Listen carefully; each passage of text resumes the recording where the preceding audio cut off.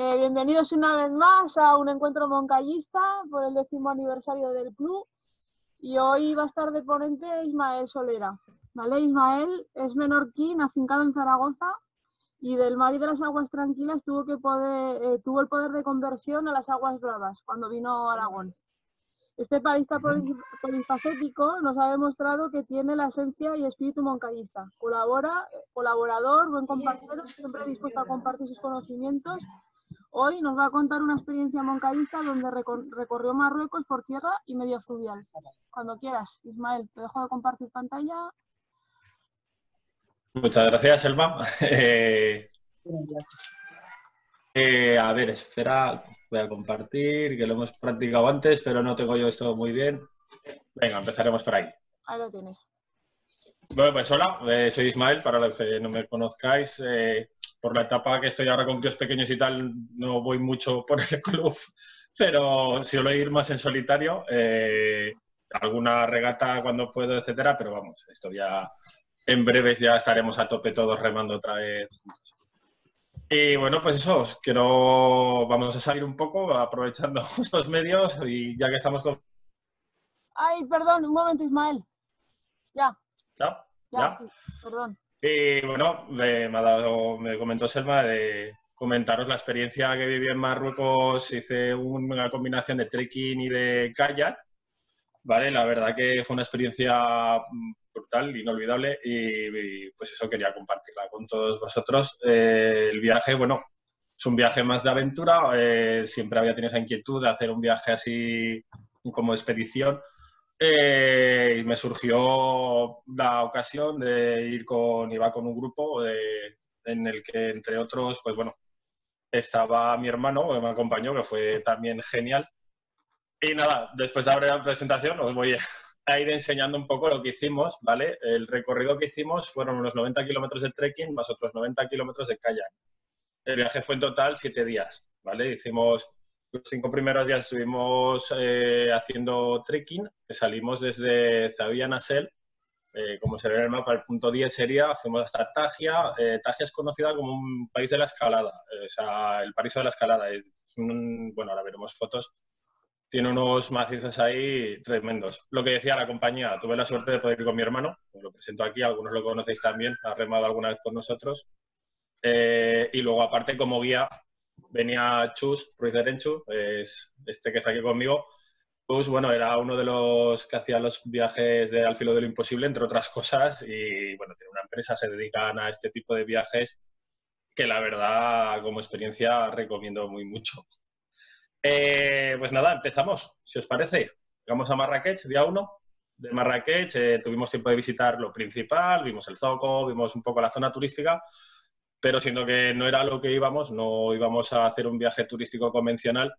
Enseguida nos desplazamos en furgoneta, hicimos el trayecto hasta Zawiya Nassel. A pesar de ser 240 kilómetros recorrido, tardamos pues 6 horas, no 4 y media, como pone el mapita de Google Maps. Básicamente porque ya veis las carreteras aquí abajo a la izquierda, qué tipo de carreteras hay en la zona. La verdad que el viaje en furgoneta ya fue entretenido, entre otras cosas. Empezamos la primera etapa de trekking de Zawiya Nassel hasta Tajia, una etapa cortita, era el primer día, unos 8 kilómetros.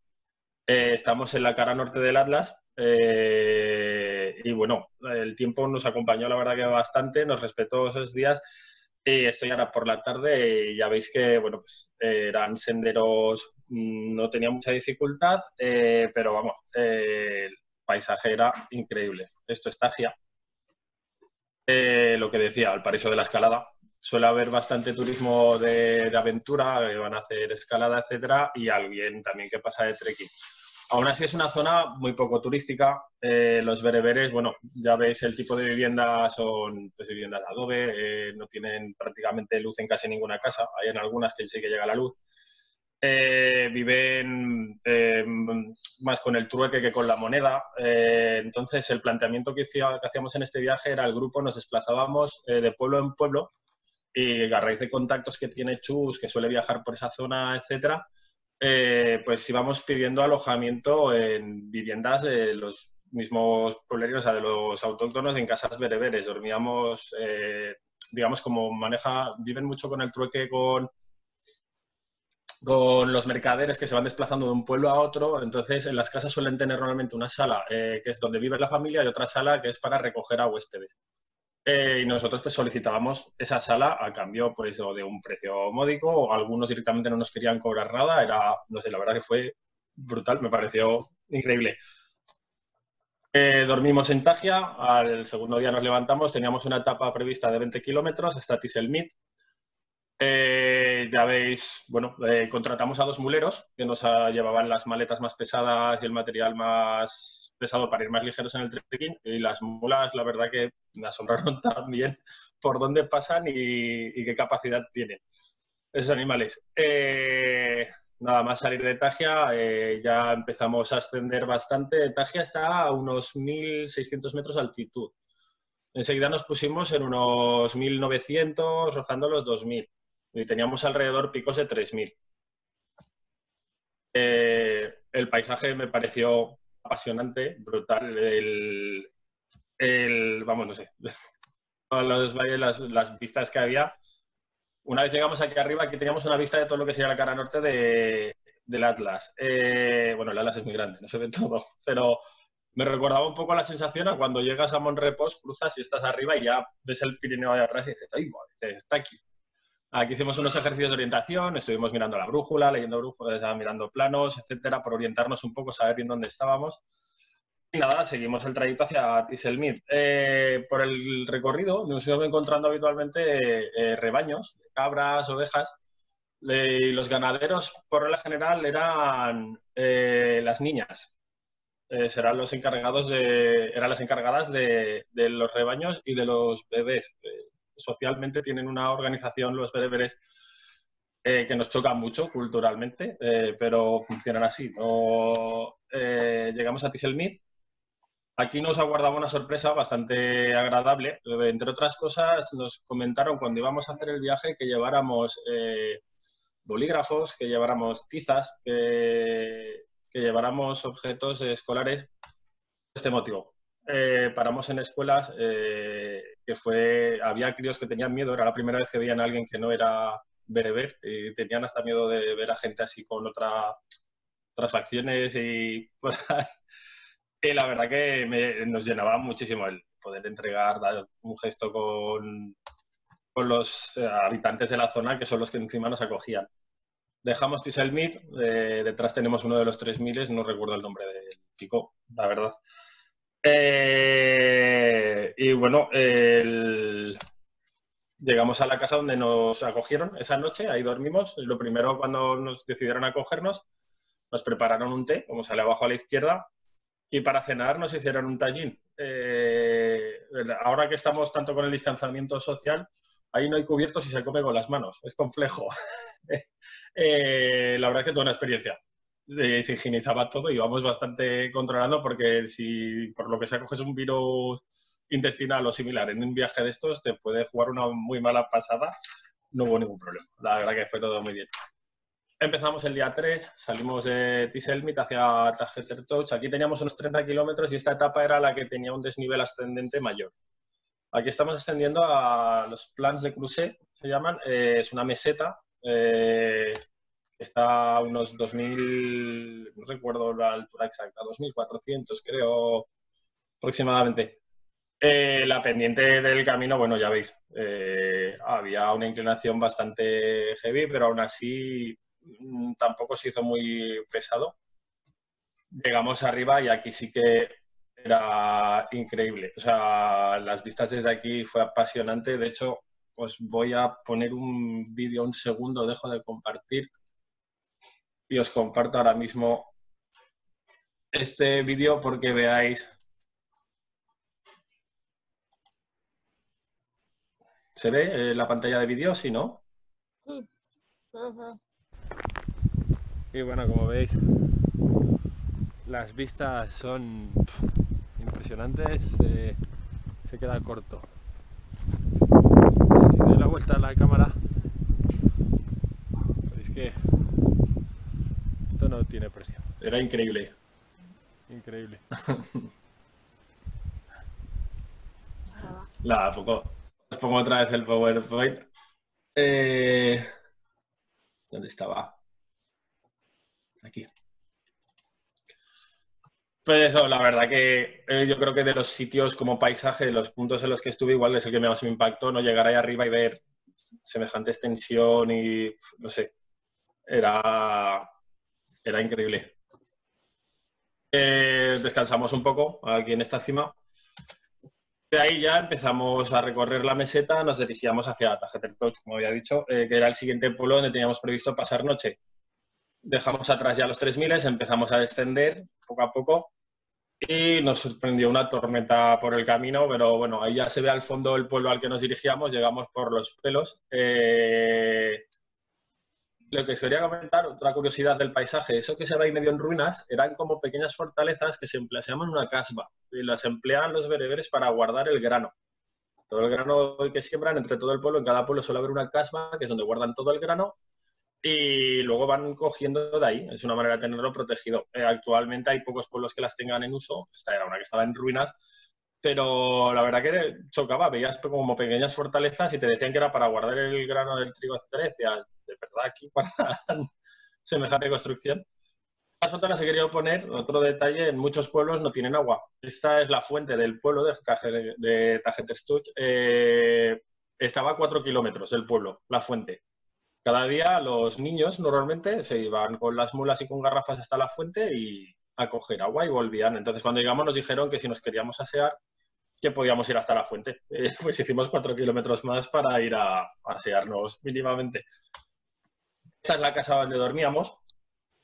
Esta era la sala, digamos, que tenían para huéspedes, donde nos acogieron, y al lado había una habitación de dimensiones similares, pero sin decorar, donde vivía la familia. La verdad, o sea, no sé, increíble. El ver gente que prácticamente no tienen nada, tienen lo justo y necesario y te lo da todo y más, fue una experiencia inolvidable. La verdad me marcó mucho. Al día 4 salimos de Tajetertoch hacia Nergui, sería la última etapa de trekking, otros 30 kilómetros.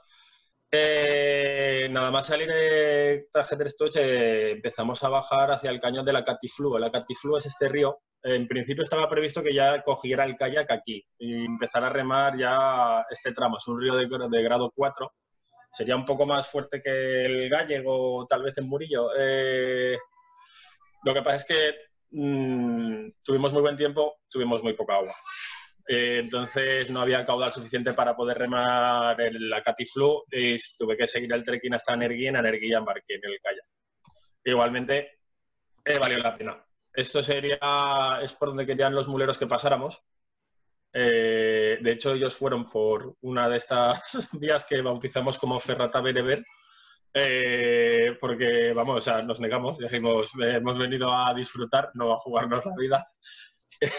Ellos fueron por una vía alternativa por aquí, nos indicaron otro de los guías, vino con nosotros, ellos fueron por allá abajo a la derecha, nosotros fuimos por un camino, un sendero bastante más seguro, aunque un poco más largo, hasta que bajamos a un cañón de un río seco que nos llevó hasta el Mellol.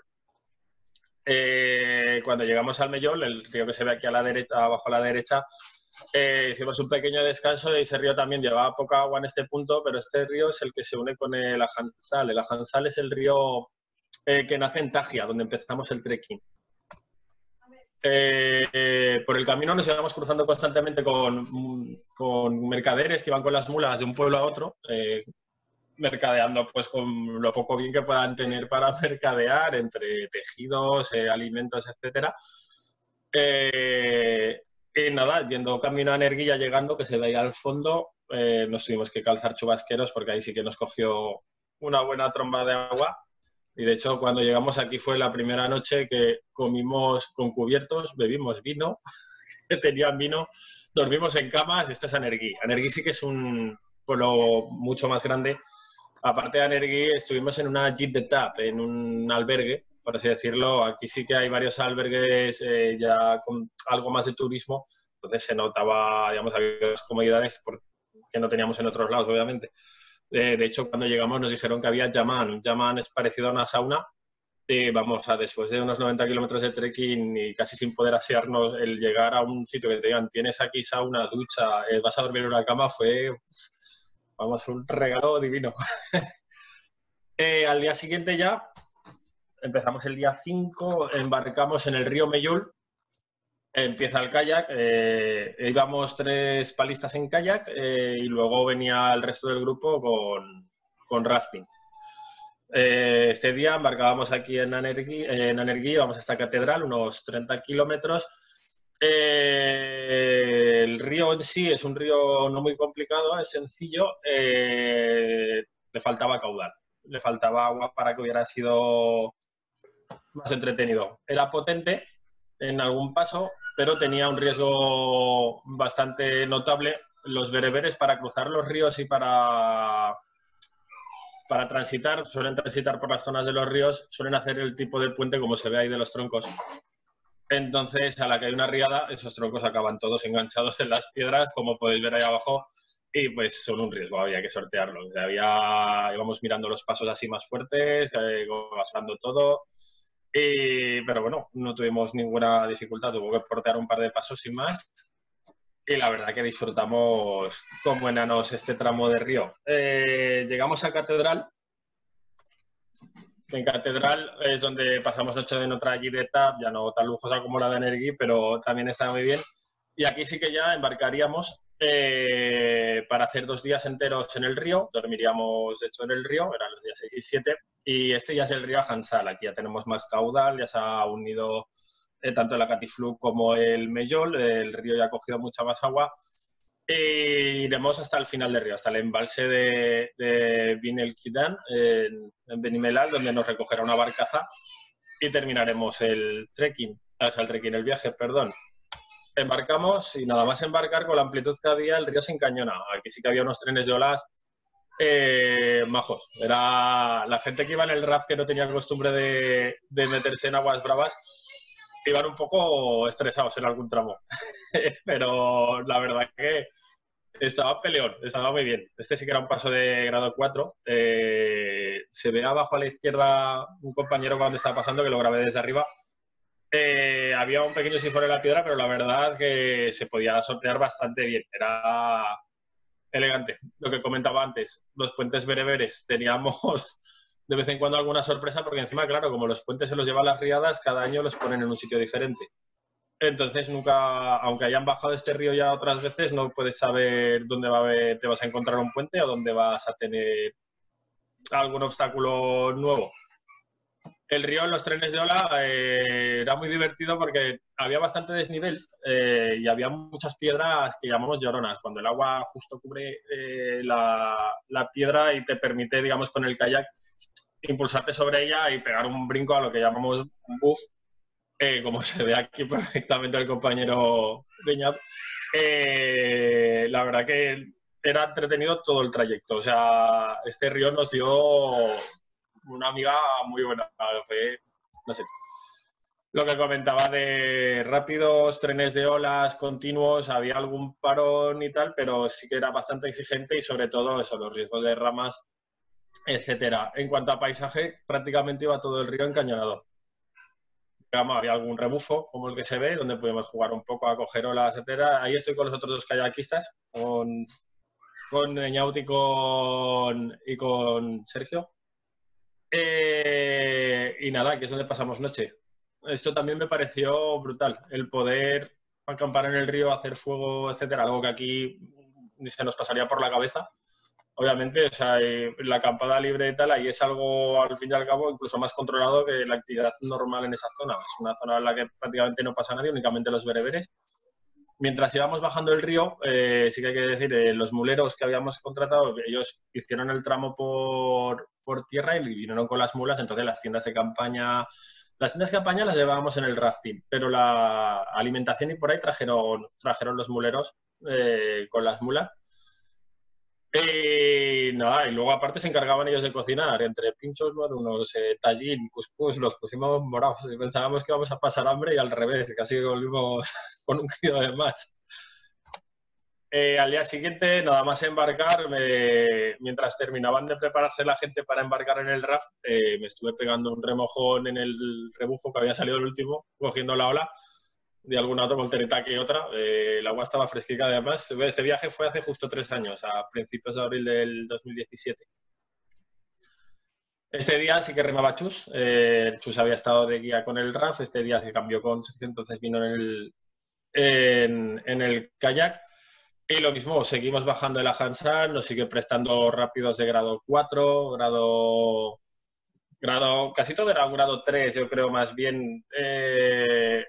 Tipo trenes de ola sencillos, etcétera, hasta que encontrabas algún paso un poco más fuerte, pero sí que era bastante continuo.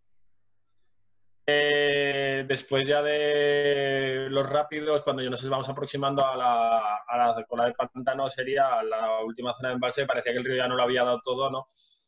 Estábamos más tranquilos. De hecho, el que lleva esta balsa es Andrea, hicimos una gran amistad, un amigo italiano. Tenía por costumbre, cuando terminaba de remar unos rápidos, se tiene que fumar el puro de la Victoria, como sale ahí a la derecha, se encendió su puro.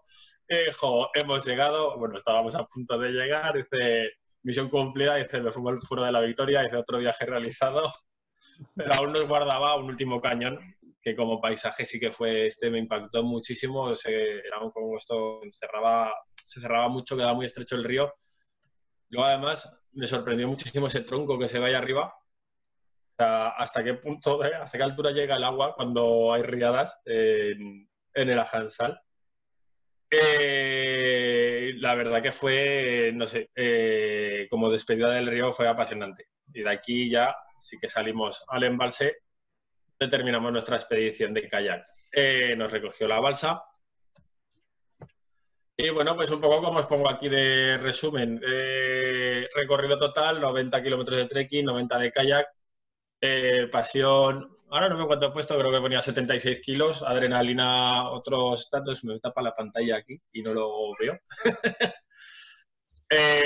Naturaleza 100 kilos y realidad una tonelada. Este viaje para mí, la verdad, fue una experiencia, o sea, ya no inolvidable, sino me chocó mucho mentalmente el concepto que tenía de siempre, a ver, vamos a ser conscientes de que hay gente que tiene más recursos, gente que tiene menos, que hay otras culturas, otras civilizaciones, o sea, pero el convivir, ese choque cultural, el estar en sus casas, el estar con ellos, el hacer el recorrido con ellos. Uno de los muleros, a Larson, se ve ahí al fondo, vino con nosotros en una de las balsas del RAF. Era la primera vez que bajaba el río montado en una balsa. Vamos, acojonado todo el viaje. Lo que decía, a conclusión, fui buscando esto, lo encontré y lo disfruté muchísimo, pero realmente con lo que me quedo del viaje es con esto. Que comprendí que quien no tiene casi nada puede darte todo lo que necesitas, y mi admiración y respeto al pueblo bebé, que la verdad me dejó fascinado. Creo que he corrido bastante, con miedo de que no me diera tiempo, y aún habré hecho corto.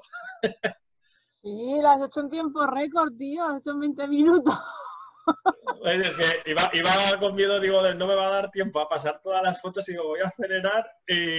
Bueno, eso sí, quería deciros, Marruecos Bereber en abril de 2017, expediciones pendientes. Me encantaría en algún momento ir tanto a Nepal como al Gran Cañón. De hecho, Ana y Ricardo también están peleando con lo del Gran Cañón. Es complicado entrar ahí, va por concurso, etcétera. Nepal sí que es más asequible. Nepal sería para un noviembre. Si alguien se apunta, me encantaría. Qué bueno. Y me podría haber extendido más, veo. Ya lo siento. No, hombre, sí, aprovecha si quieres ampliar algo de información de alguna etapa o... A ver, podría contar. Los caudales del río, Ismael, Sí. ¿en qué caudal bajasteis? Por metros cúbicos, la verdad que no lo recuerdo. Estaba muy bajo. El tema está en que, claro, ahí tampoco tienes no tienes una confederación hidrográfica que te controle caudales, ni medidores, ni nada. Entonces, lo que hicimos es, mientras hacíamos el trekking, hubo los otros dos kayakistas que remaban conmigo al principio, ellos fueron directamente a Neregui con la furgoneta. Entonces ellos empezaron el trekking al revés. por los ríos para... y controlando a ver cómo estaba de agua, si se podía remar en la Catiflu o no, si se podía remar según qué tramos. Hicieron como un pequeño tanteo antes de que llegáramos al grupo con las balsas de RAF, con todo el equipamiento, etc. Por metros cúbicos había poca agua. Ese año había bastante poca agua. De hecho, este mismo viaje lo suelen hacer con la empresa Urnómade y también los gurús, me parece, de Murillo, suelen hacer un recorrido muy similar. Y ostras, ves los vídeos de cualquier otro año y tenía el doble de agua. Aparte, de hecho, el Hansal normalmente baja el agua color chocolate, siempre suele arrastrar mucho sedimento y este año era un color más como el Ebro, o sea, más un verde así de que arrastra algo, pero mucho menos. Vale, voy a abrir el micro a los participantes. Si quieres, deja de compartir para que puedas ver a todos.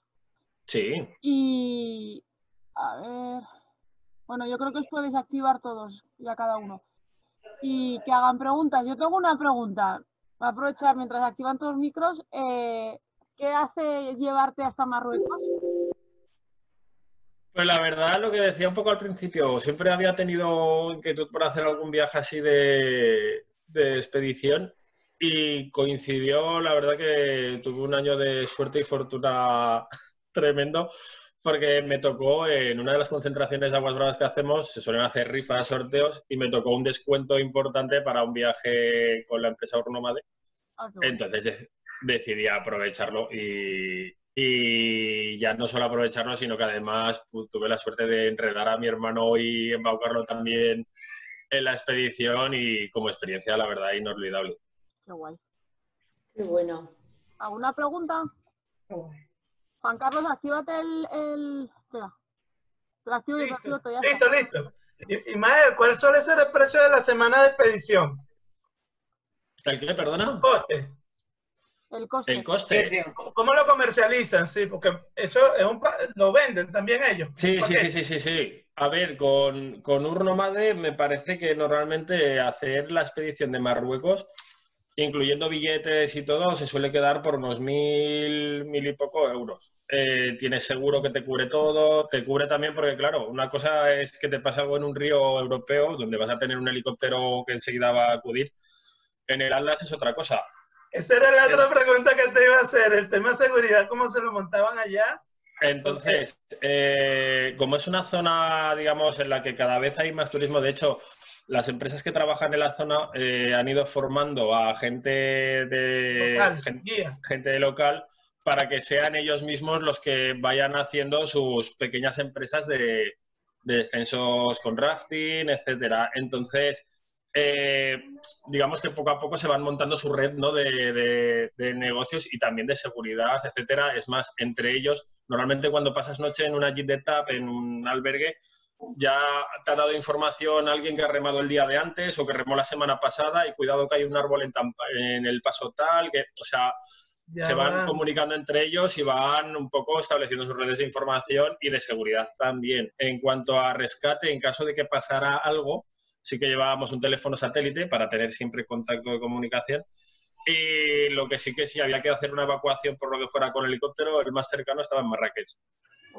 Sí, porque grado 3, grado 4, con turistas, bueno, que me imagino irán en la balsa. En la balsa, claro. En la balsa, de hecho, en el tramo final de la Hansal solo eran unos trenes de olas sencillos y llevábamos plegado un cano RAF. Y hubo, por si alguien se atrevía, quería probar. Entonces hubo uno de los del grupo que decidió probar y se encorbató en una piedra un poco peliaguda.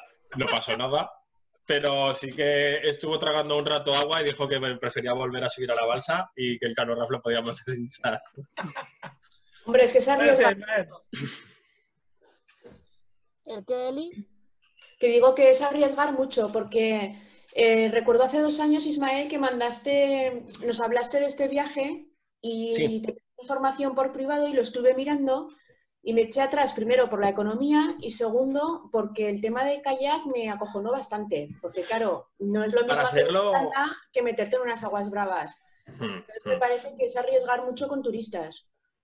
A ver, yo creo que Yo creo que para hacerlo, por el grado de dificultad que tiene, para hacerlo con kayak, tienes que manejar aguas bravas. No puedes ir sin experiencia en aguas bravas, el esquimo llevarlo muy bien y confiado. No puedes ir dudando, porque si vas dudando puedes tener problemas.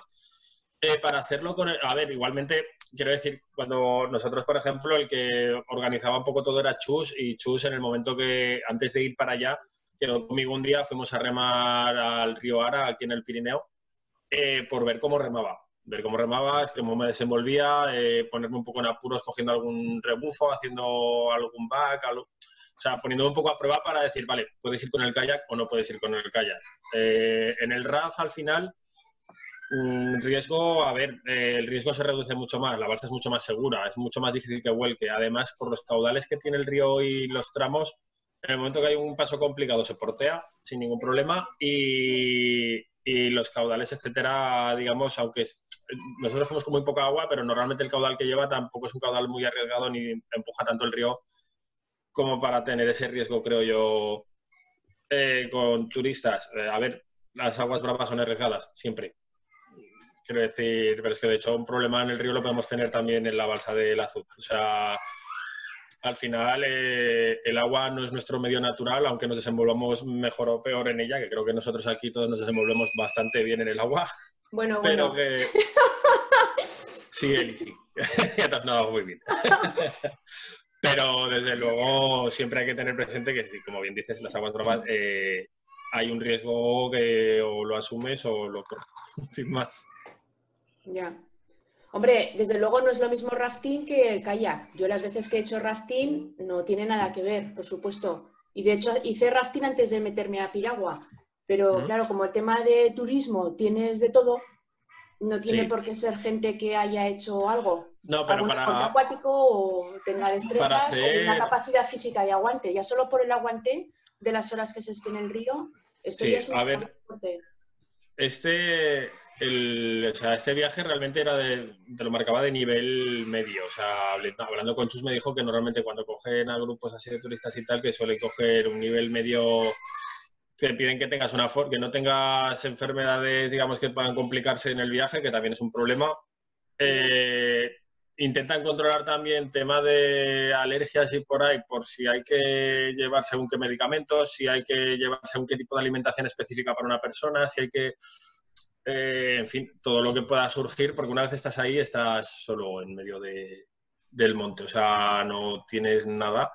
Entonces, aún así, lo que es físicamente sí que es un viaje de un nivel medio, si lo bajas en RAF. Si vas a bajar en kayak sí que exige un poco más. Exige pues, el conocimiento del kayak y luego lo que dice resistencia. Realmente, como hay bastante desnivel en el río, es muy continuo el descenso, no te agotas tampoco de estar remando. Te queda el culo plano, eso sí. Todavía lo recuerdo, pero es como el que monta en bici y se pega una panzada en bici de 50 kilómetros y dice, mañana voy a poder caminar. Qué guay. Cuando lo rebajen, avisa. Cuando lo rebajen. Bien, ya iré mirando. El de Nepal me parece que salía parecido. Por si alguien se lo plantease. También se puede hacer por libre. A ver, Ana y Ricardo cuando hacen este tipo de viajes lo suelen intentar organizar por su cuenta. Bueno, ya visteis el documental que hicieron del Zambeze, etcétera, la verdad que te lo puedes montar, lo puedes organizar, pero no sé. Yo en este caso tuve la fortuna de ese descuento que me tocó, etcétera, y dije, esto hay que aprovecharlo sí o sí. Claro. Menos de un minuto, ¿alguna pregunta más? Oye, el material, por ejemplo, lo que son las piraguas y tal, ¿las lleváis de aquí? Sí. Si se corta, salimos y volvemos a entrar. Vale. De acuerdo. El material, bajaron los que la empresa organizadora Ornomade cargó material. De hecho, nos daba la opción si quería llevar yo mi piragua, mi pala, etcétera, porque estaba acostumbrado a ese material. Nos daba la opción de cargarlo en la furgoneta una semana antes y ellos bajaban con la furgoneta desde aquí hasta Marrakech. Y ahí ya hacían el punto de encuentro. Pero luego el tramo lo que es la excursión, no lleváis el material, no, solo lleva una parte. Mientras hacíamos el trekking, lo que he comentado antes, los dos palistas que remaban conmigo, aquellos con la furgoneta fueron hasta Nergui, y donde terminaba el trekking, y ahí dejaron el material de kayak y las balsas de ras, etcétera, para cuando llegáramos tenerlo todo ahí.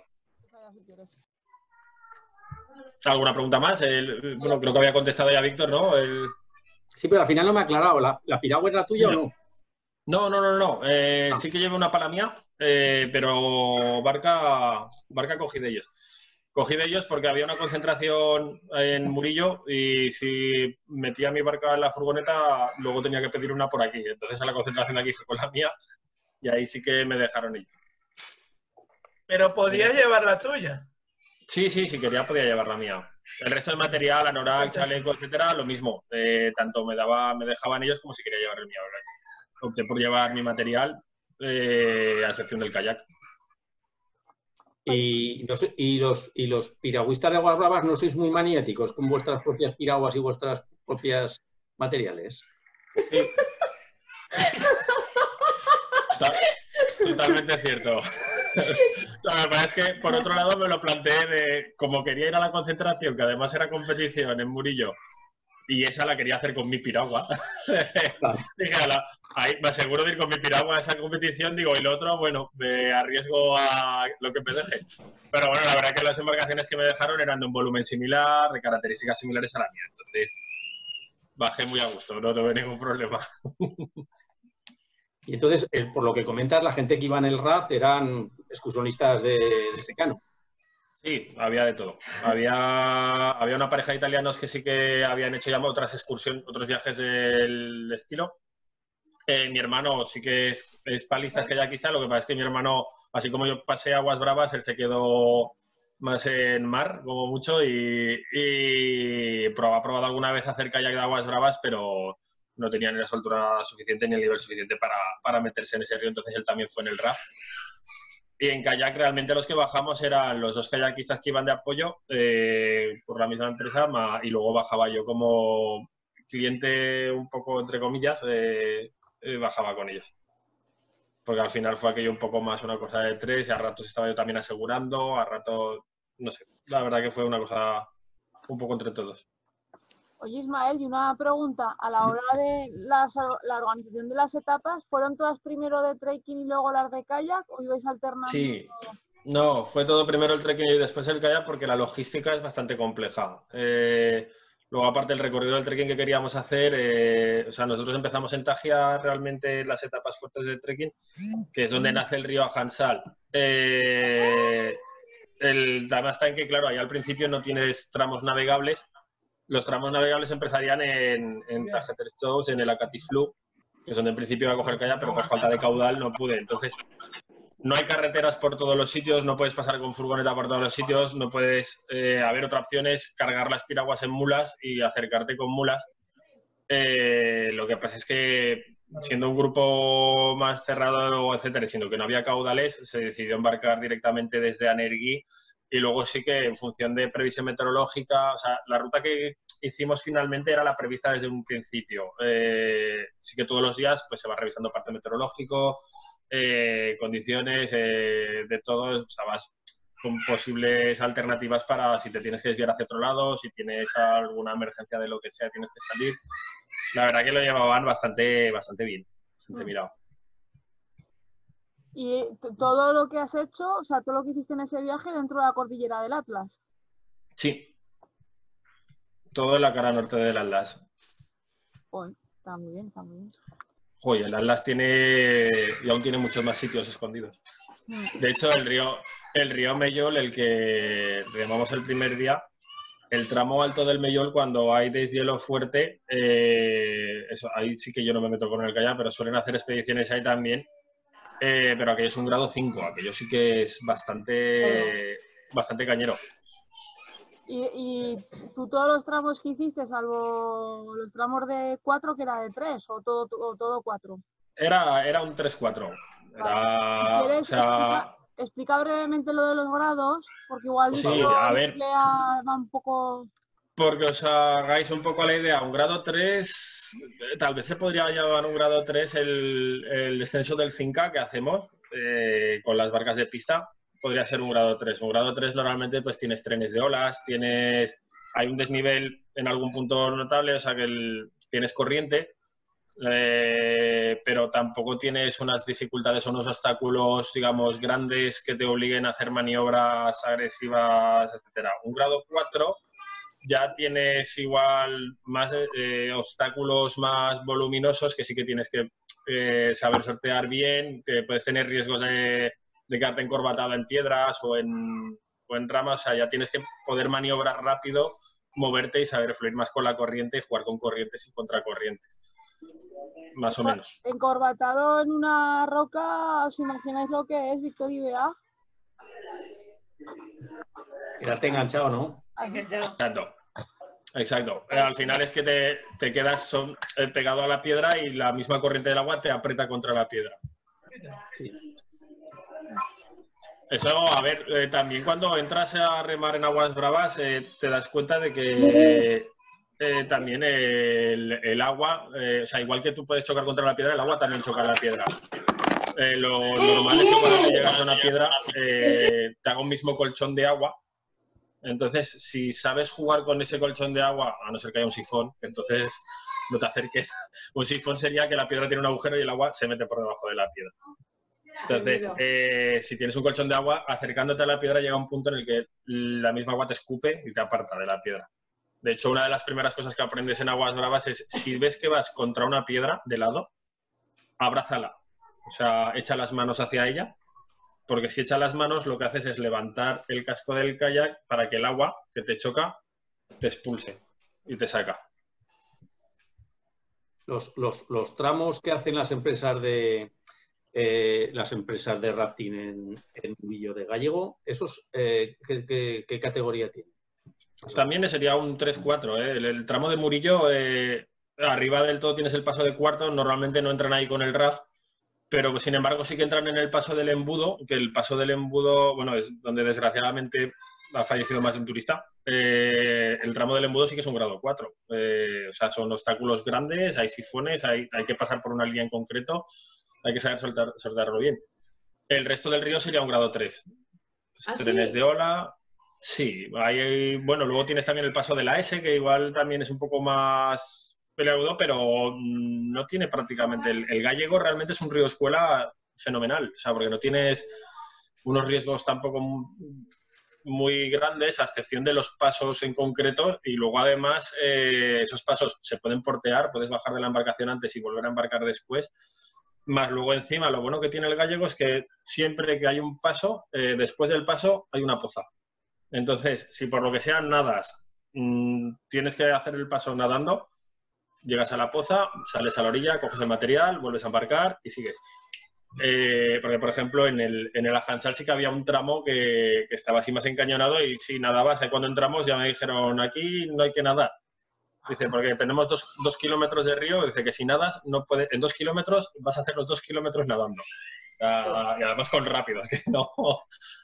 Pero a ver, cuando entras en un cañón, aquí también encuentras cañones similares en el Pirineo que te pasa lo mismo al final. ¿Y cuánto tiempo os costaba hacer las etapas? Porque si eran 30 kilómetros y decías que había poco caudal. Iba en función de, por ejemplo, la primera que hicimos desde Anerguí hasta Catedral, que bajamos por el Mellol, esa nos costó bastante más de lo previsto, porque sí que hubo, como había poco caudal, las balsas de RAF había puntos en los que se quedaban enganchadas.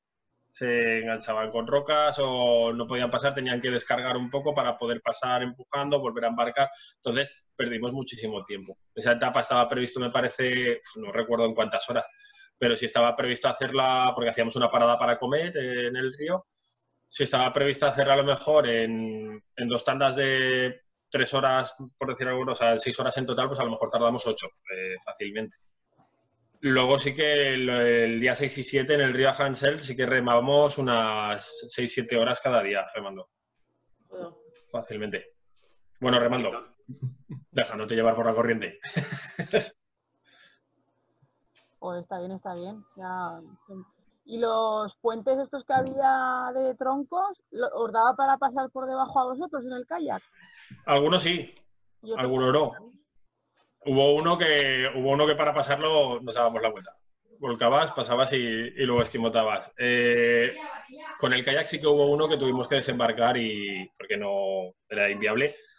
Y el resto con el kayak sí que los pasamos. Las balsas de RAF, aparte de como iba ya gente con menos experiencia y tal, sí que los porteaban todos directamente. ¿Y en total cuánta gente ibais entre los que iban en RAF y en el kayak? En total el grupo, contando a los guías, bueno, guías estaba Chus y luego el apoyo, en total todos estábamos 8, 10. Ah, bueno, muy llevable. ¿Y de porteadores cuántos llevabais? Porteadores estaban los dos muleros. ¿Dos muleros? Dos muleros, cada uno con su mula. Que los pobres animales había veces que lo veías y digo, madre mía, digo, pobres bichos. Pero, digo, ¿y entonces solo llevabais la mochila para 7 días con toda ropa de kayak y demás, esa que llevabais en el trekking? Oh. No, porque la ropa de kayak la dejamos con las barcas. Ah, entonces estaba la furgoneta. Vale.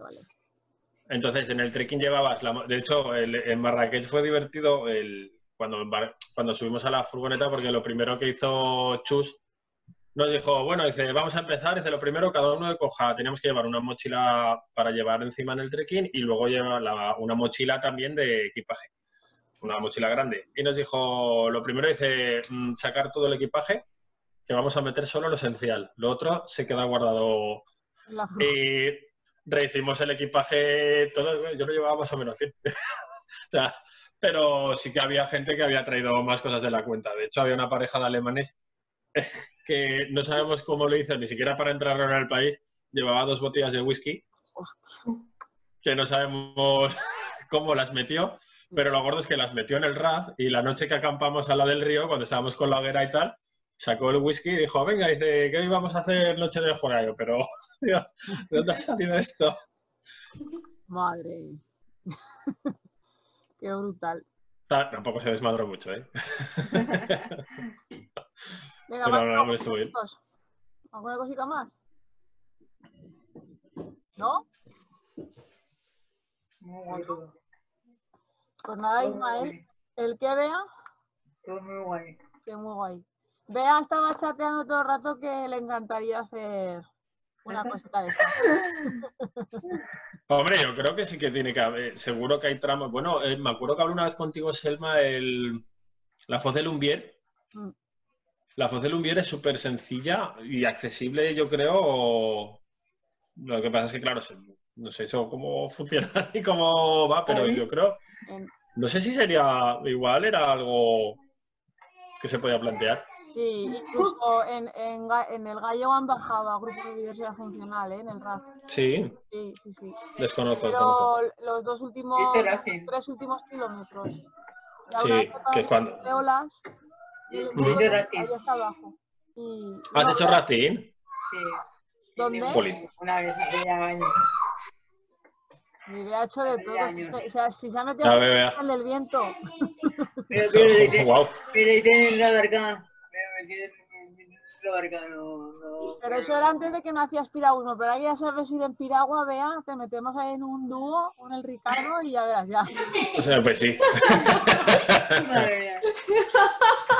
Palita pequeña, tiqui, y ya está. Madre mía. Hasta tira. Eres una trotamundos, hombre. Bueno, pues si no hay nada más preguntas, ¿seguro?